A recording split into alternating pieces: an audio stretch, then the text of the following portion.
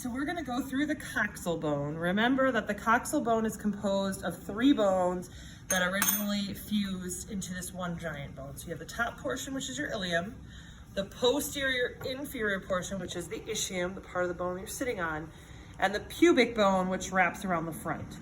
So when you're determining a coxal bone is right or left, you look for the acetabulum, which is your hip socket. That has to point laterally or outward, and your pubic bone has to wrap around towards the front. So if this were the case for me, this would be my left hip, acetabulum's out, pubic bone goes forward. So now looking at the features just for the ilium, we have first and foremost the iliac crest. So this sort of flat rim around the top of the ilium, iliac crest. Then if you look at this area right here, as a whole, we're going to call this the sacral articulation. If we're looking at just the superior portion of the sacral articulation, iliac tuberosity. So sacral articulation as a whole, just the upper portion, iliac tuberosity. Again, pubic bone faces forward. So this is my iliac fossa. The iliac fossa faces forward. So close to the pubic side, so again, anterior side, anterior superior iliac spine, anterior inferior iliac spine. So bump out on top, anterior superior iliac spine, bump out on the bottom, anterior inferior iliac spine. Turn it towards the posterior, so close to the ischium. Posterior superior iliac spine, posterior inferior iliac spine. Then we're going to go to the posterior surface.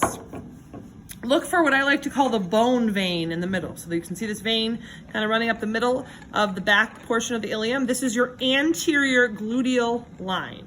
So the anterior gluteal line, weirdly named because it's actually in the middle.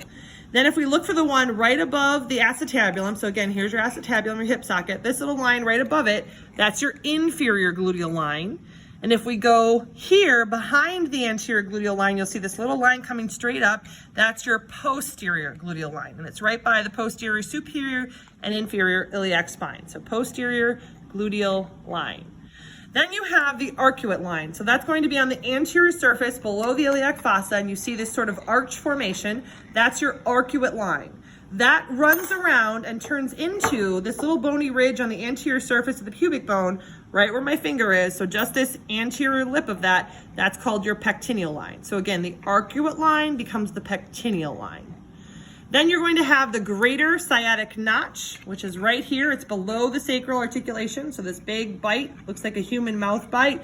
That's the greater sciatic notch. And again, this surface as a whole, sacral articulation. Now we're going to move down to the ischial portion of the bone features. So first and foremost, at the back of the ischium, you have this roughened area here, the ischial tuberosity. Ischial tuberosity move up, and you have this little indentation here. This is the lesser sciatic notch, and this little sharp point here, ischial spine. So if we put these in order, combining some of the features, they kind of look like a roller coaster. Greater sciatic notch, ischial spine, lesser sciatic notch. So again, greater sciatic notch, ischial spine, lesser sciatic notch. Then you have, for the ischium, the body and the ramus. So remember that there would be, now on plastic models it's hard to see, there's no real suture line here, but there would be on a real bone a suture line right about here. So everything from here to here, where my finger is pointing, that's the ramus of the ischium, and this would be the body of the ischium. So everything up to this bone, or this probe, is considered ischium.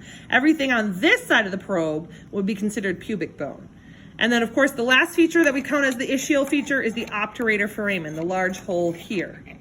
Okay, so then we're going to keep our probe here. Again, this was ischium of the ramus, body of the ramus of the ischium, or body of the ischium. So on this side of my probe, I would have the inferior and superior pubic rami. So again, inferior, superior pubic rami on this side of my probe.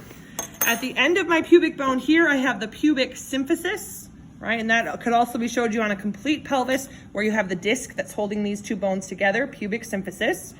Again, remember the arcuate line turned into the sharp line anteriorly here, which is the pectineal line. But if I run my finger along the flat top of the pubic bone, this is my pubic crest, And on the posterior side, anterior side of my pubic crest, this little feature right here, this is my pubic tubercle. So the pubic tubercle is on the anterior surface of the pubic bone close to the pubic symphysis.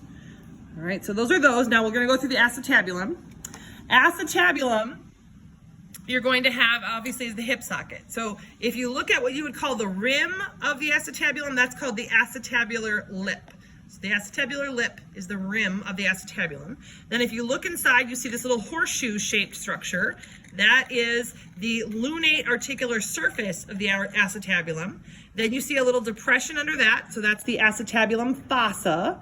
And then looking at it from this angle, you can see this little notch right here. That's the acetabular notch. Okay? So again, these are the features for the coxal bone.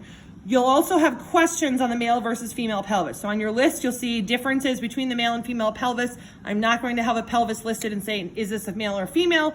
But you want to be able to answer questions. So for instance, if I have a question on the exam that says, name 3 differences between a male and female pelvis, you want to be able to tell me 3 of those differences.